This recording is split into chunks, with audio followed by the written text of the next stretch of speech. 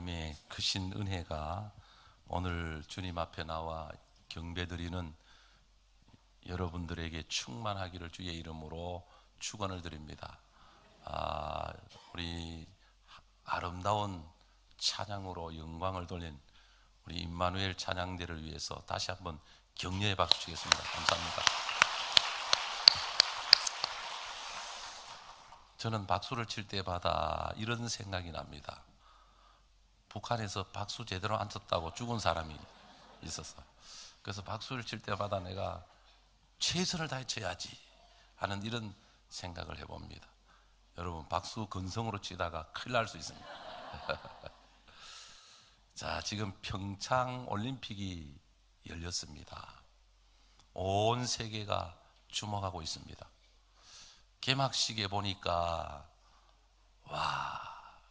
드론을 띄워서 오륜기를 하늘에서 표현하는데 감동적이고, 또 어떤 4차원적인 산업을 통해서 이제 사람들이, 온 세계가 놀랐습니다. 지금은 4차 산업 시대에 접어들었습니다. 정보화 시대에서 이제는 정보, 의료, 교육, 서비스, 지식, 집약적 사업을 4차 산업이라고 표현을 합니다. 로봇, 드론, 인공지능, 이것을 통해서 제가 제 자신을 돌아보면서 여러 가지 생각을 해봅니다만, 우리 세대는 1차 산업부터 2차, 3차, 4차 산업을 다 경험한 세대가 되거든. 옛날에 공상 만화 같은 그런 이야기들이 지금 실제로 다 이루어져서 감히 상상할 수 없는 과학의 발전, 상상할 수 없는 세계가 펼쳐지고 있거든요. 그러니까 이번 올림픽은 물론 빙상에서 누가 금메달을 딸 수 있느냐라고 하는 경쟁이지만, 그러나 그보다 더 이번 올림픽의 이슈는 평화, 세계 평화를 이루는 평화가 더 주된 목적이고, 이 올림픽을 통해서 4차 산업을 통한 그런 어떤 비전, 세계가 우리 대한민국을 바라보면서 깜짝 놀라게 되는 거죠. 북한 공연단이 내려와서 강릉에서 공연을 하고 또 서울에서 공연을 2번 공연을 하는데, 제가 볼 때는 수준이 2차 산업시대 수준, 그냥 옛날, 우리는 아주 옛날 우리 70, 80 시대 때 하던 그런 모습들. 자기들은 잘한다고 막 폼 잡고 예쁜 아가씨들이 앞에 나와가 춤을 추면서 하는데, 우리 올림픽에 연출되는 그 공연을 보니까 정말 참 감히 상상할 수 없는 발전한 모습을 보면서 세계가 놀라는 거죠. 대한민국이야말로 함부로 대할 나라가 아니구나. 작년에 삼성전자가 올린 수입이 56조입니다. 작년에 처음으로 마이크로소프트사, 그 다음에 아이폰, 애플사 수입을 넘어서 이 세상에서 최고 많은 수입을 올린 회사가 삼성전자입니다. 1년 소득이, 1년 수입이 56조면 어마어마합니다, 여러분. 아날로그 시대에서 이제는 디지털 시대로 누가 더 나은 미래를 향하여 도전하고 누가 더 앞서가는 경쟁 속에서 지금 살아가고 있는 것이죠. 제가 생각할 때는 핵무기를 못 만들게 하니까 그렇지, 우리가 우리 기술로 만들 것 같으면 아마 한 달 만에 안 만들겠나 이런 생각도 해봐요. 우리가 못 만들어서 안 만드는 게 아니라 못 만들게 하니까 안 만들 뿐이지. 여러분, 시대가 얼마나 급속도로 변하고 있는지 모릅니다. 시대. 여러분, 저는 오늘 본문을 통해서 최후의 승리자가 되자. 최후의 승리자. 자, 사람들은 승리를 위해 살아가고 있거든. 올림픽에서 금메달을 따면 감격에 젖어서 눈물을 흘리고 뭔가 지금까지 고생한 모든 그 고생의 대가가 금메달로 나타났기 때문에 감격하죠. 그러나 그것도 지나고 나면 한순간일 뿐이지 그 영광이, 그 승리가 죽을 때까지 보장되는 건 아니거든. 여러분, 이 땅에서 주어지는 승리는 지나가는 것입니다. 그래서 오늘 본문을 통해서 진정한 승리가 뭔가, 우리가 추구해야 될 승리가 뭔가를 성경을 통해서 보여주는 거거든요.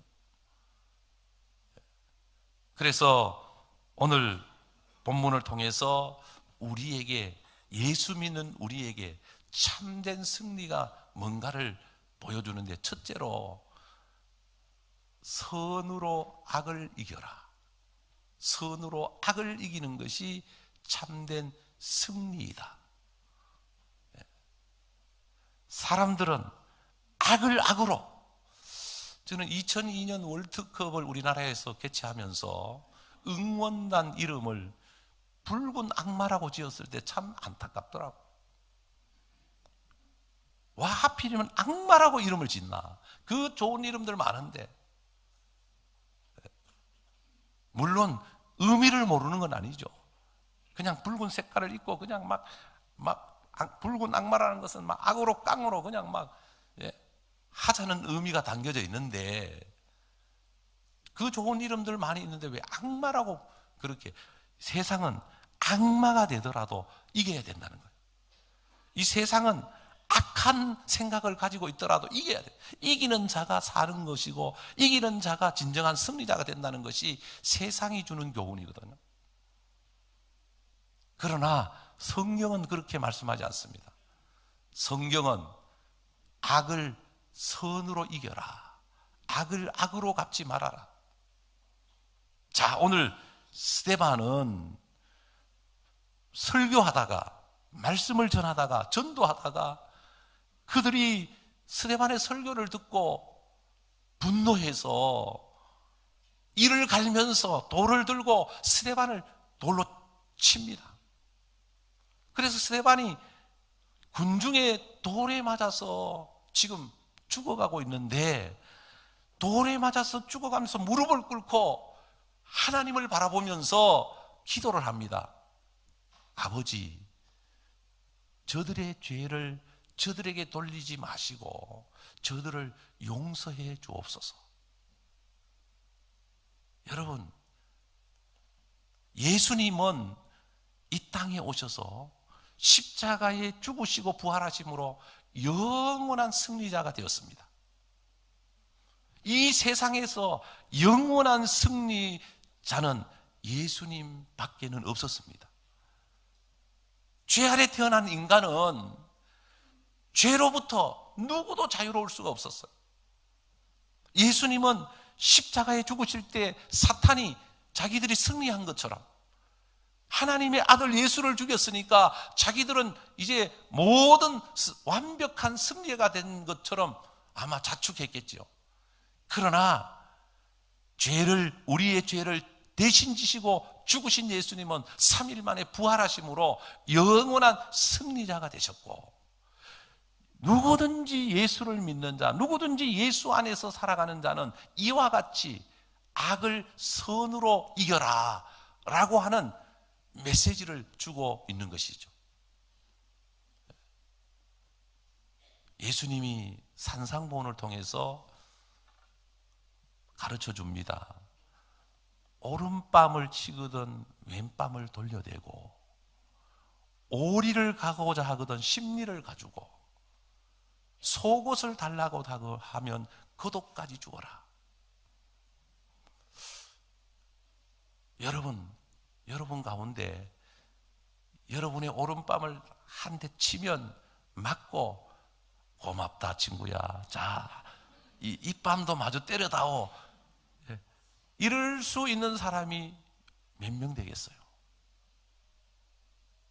오른뺨을 맞는 순간 그냥 분노가 탁 쳐올라서, 이게 내 뺨을 쳤어, 좋다, 나는 너에게 12배로 갚아주리라 하고, 이게 인간의 본능이거든요.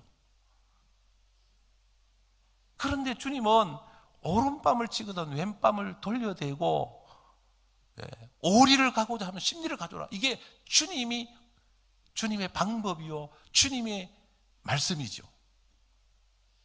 그래서 주님은 이 땅에 오셔서 힘이 없어서가 아니라 우리의 죄를 대신 지시고 우리를 구원하기 위하여, 사람들이 욕을 할 때 욕을 먹었고, 돌을 던질 때 돌에 맞았고, 침을 뱉을 때 침 뱉음을 당했고, 온갖 멸시와 조롱을 다 받으셨습니다. 왜요? 우리를 살리려고, 우리를 구원하여 천국 가게 하려고.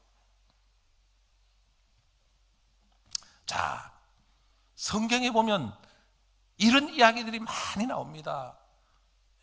요셉도 형들이 미워서 애굽에 팔아서 노예가 되고 숱한 고생을 다 했지만, 형들이 왔을 때 형들을 용서해 줍니다. 형들이 두려워서, 자기들이 형들이 두려워서 요셉에게 무릎을 꿇고 사과를 하죠. 그러니까 요셉은, 형님들 두려워하지 마십시오. 내가 어찌 하나님을 대신하겠습니까? 내가 당신들의 자녀들까지 다 기르리이다. 이 세상은 모든 역사가 복수혈전으로 엮어져 있습니다. 반드시 갚아줄게, 당한 만큼 갚아줄게. 끊임없는 복수전이 펼쳐지고 있는 것이 세상의 역사입니다. 자, 그런데 오늘 성경은 그렇게 하지 말고, 진짜 성공하고 진짜 승리자가 되고 싶으냐? 진짜 승리자가 되려면 스데반처럼 악을 선으로 갚아라. 그게 하나님 보실 때 진정한 승리자가 되는 길이고, 그게 영원한 승리자가 되는 길이다. 그러면 어떻게 하면 악을 선으로 이길 수 있을까요? 어떻게 하면? 우리 힘으로는 안 됩니다. 우리의 노력으로는 안 됩니다. 우리의 능력으로는 안 됩니다. 우리의 방법으로는 안 됩니다. 성령을 받아야 됩니다. 성령을 받고 하나님의 은혜가 충만해지면, 나와 세상은 관계없고 나는 십자가에 못 박혀 예수 그리스도와 함께 십자가에 못 박혀 죽었나니 이제는 내가 산 것이 아니라 내 안에서 그리스도께서 사신 것이라 예수로 거듭나고 성령이 충만하면 우리는 악을 선으로 대할 수가 있습니다. 욕을 하면 욕을 먹고, 빼앗아가면 뺏기고, 달라고 하면 주고, 때리면 맞고, 성령이 충만하면, 오늘 이 스데반은 성령이 충만한 집사님이었습니다. 7 집사로 세우실 때 성령이 충만한 자를 세웠습니다. 그는 성령이 충만해서 군중들 앞에서 유창한 설교, 이스라엘의 역사를 짚어가면서 어떻게 구원의 역사가 이루어지는가를 유창한 설교를 합니다. 그런데 죄악이 가득한 사람들은 바른 소리 하면 듣기 싫어합니다. 지적하면 듣기 싫어합니다. 화를 냅니다. 심지어 일을 갑니다. 죄를 죄라고 지적하면 죄 지은 사람은 듣기 싫어합니다. 그래서 바른 소리 하다가 미움을 받고 돌에 맞아 죽는 것이 바로 스데반의 모습이거든. 네. 자, 그러면 선으로 악을 이기는 진정한 승리는 어떻게 해야 되느냐? 한번 따라해 보겠습니다. 잘 살고 잘 죽자. 우리가 이 땅에 사는 목적은 잘 살고 잘 죽기 위해서 사는 겁니다. 4차 산업이 발달하면 생명공학이 발달해서 이제는 의학도 세계적인 수준으로 우리나라가 올라갔습니다만 200살까지 살 수 있대요. 자, 그러면 200살까지 사는 게 복이냐 저주냐? 복입니까? 네? 이제 명절이 다가오고 있습니다. 명절이 되면 고향으로 선물 보따리를 들고 가는데 서울서 지방으로, 요즘은 덜합니다만 전에는 명절 때 되면 가면은요, 막 정체가 되면은 10시간도 걸리고 막 차량이 뭐 병목 현상이 일어나면 가는 상거리마다 막 1시간씩 2시간씩 딜레이가 되고 막 연착이 되고 막 힘든. 자, 그런데 이런 질문이 있어요. 명절 때 가장 쉽게 고향을 다녀오는 방법, 퀴즈를 냈는데 1등이 뭔지 압니까? 기차로 가는 방법, 버스로 가는 방법, 자가용으로 가는 방법, 배로 가는 방법, 걸어가는 방법 다 떨어지고 1등이 사랑하는 사람과 함께 가는 것. 사랑하는 사람과 함께 가면 아무리 막혀도 10시간이 걸리고 12시간이 걸리고 20시간이 걸려도 괜찮다는 거예요. 여러분, 우리는 잘 살고 잘 죽어야 되는데 사실은 누구나 죽습니다. 여기에 계시는 분들 안 죽을 사람 아무도 없습니다. 오늘 스데반은 우리에게 죽음이 뭔가를 보여주고 있습니다. 자, 잘 죽으려면 먼저 사명을 위해 살다가, 복음을 위해 살다가, 설교하다가, 전도하다가, 기도하다가 천국 가면 얼마나 좋겠어요. 뭐 사실은 막 100살 넘어가지고 중환자실에 끼고 누워가지고 그냥 아무도 못 알아보고 그렇게 살면 오래 산다고 그게 복이라고 볼 수 있습니까? 여러분들은 다 오래 살되 건강하게 사시고, 그리고 정말 주를 위해 살다가 주님이 오라고 하면 영광스러운 모습으로 주님 앞에 갈 수 있는 은혜가 있기를 바랍니다. 스데반이라고 하는 이름의 뜻은, 스테바노 이름의 뜻은 면류관이라는 뜻입니다. 면류관. 우리가 주를 위해 살다가 주님 앞에 가면 면류관이 있습니다. 이 땅에서 어떻게 살다가 왔느냐가 중요한 것이죠. 누가복음 16장에 보면 부자와 거지 나사로 이야기가 나옵니다. 부자는 맨날 연락하고 좋은 옷을 입고 춤을 추고, 부자는 자기 먹고 싶은 대로 먹고 가고 싶은 대로 가고 자기 하고 싶은 대로 다 할 수 있었어요. 그런데 부자는 죽어서 지옥에 갔어요.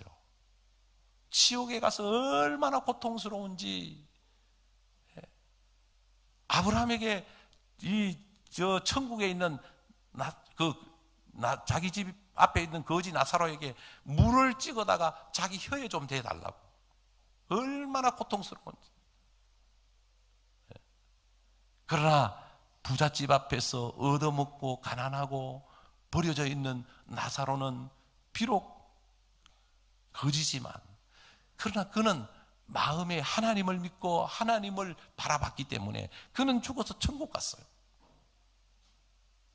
여러분, 땅은 제한되어 있고 이 세상은 유한하지만 하나님의 나라는 영원한 곳입니다.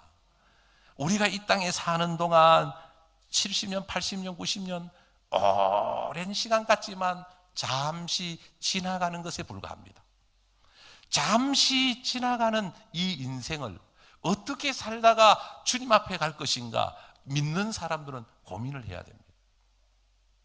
부끄러운 모습으로 살다가 주님 앞에 가면 얼마나 부끄럽겠어요.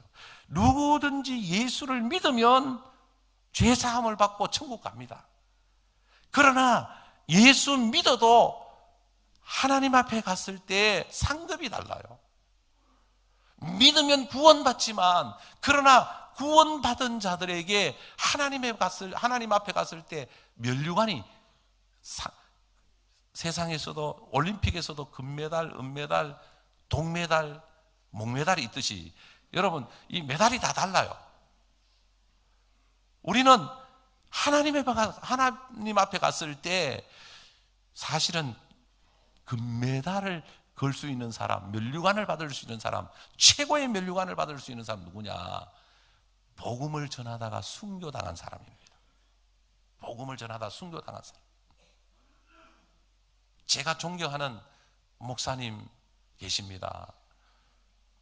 그분은 안동교회 37년간 목회를 했던 김광년 목사님이신데, 그분은 안동 지역에서 성자라고 하는 별명을 가지고 있었습니다.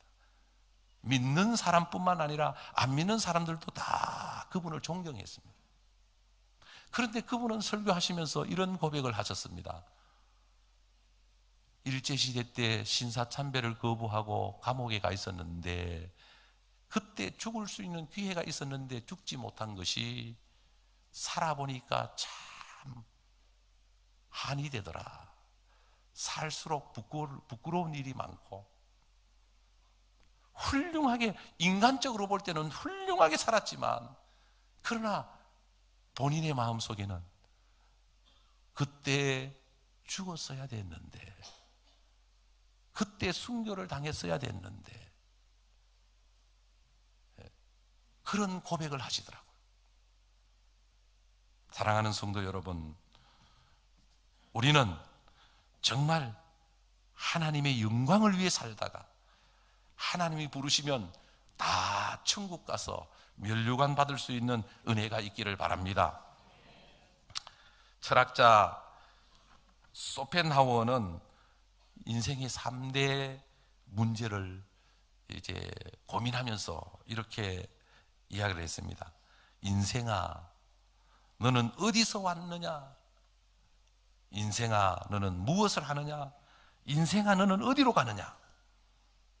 이 세 가지 문제를 놓고 고민했던 철학자였죠.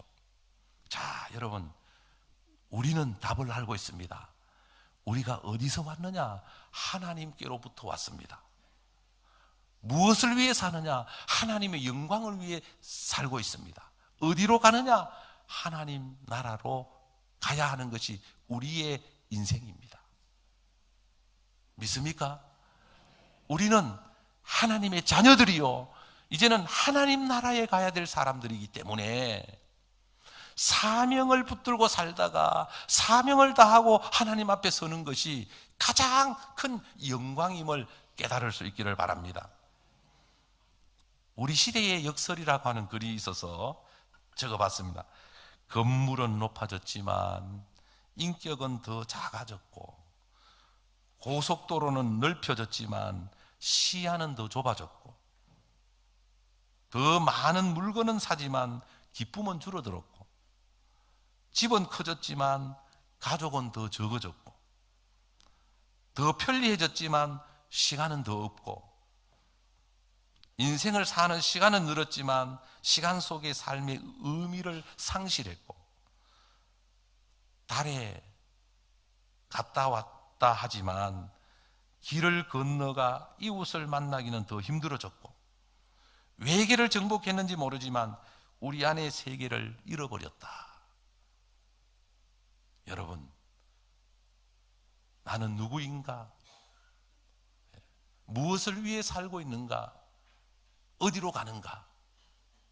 이 질문을 던지면서 우리는 이런 정답을 갖고 있습니다. 우리는 하나님의 자녀로 하나님으로부터 우리가 태어났고 하나님의 영광을 위해 살다가 하나님 나라에 가는 것이 우리의 인생이다.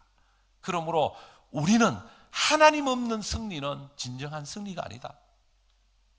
하나님의 나라에 가서 면류관 쓰는 것이 최후의 승리자요 영광스러운 승리이다라는 사실을 믿고 우리는 천국의 소망을 가지고 믿음으로 나아가는 저와 여러분들이 다 될 수 있기를 바랍니다. 기도드리겠습니다. 하나님 감사합니다. 최후의 승리자가 되기를 원합니다. 이 땅에 보이는 세계에 갇혀서 무엇을 먹을까 마실까 입을까 염려하며 욕심을 따라 사는 어리석은 인생이 아니라 우리는 하나님의 영광을 위해 살다가 하나님 앞에 가서 면류관 받는 믿음의 승리자들, 최후의 승리자들, 축복의 승리자들이 다 되게 하옵소서. 하나님 오늘도 우리를 사랑해 주시고 축복해 주셔서 감사합니다. 주님 사랑합니다. 주님 의지합니다. 스데반처럼 주님을 바라보고 천국을 소망하며 나아가게 하옵소서. 예수님 이름으로 기도드리옵나이다. 아멘.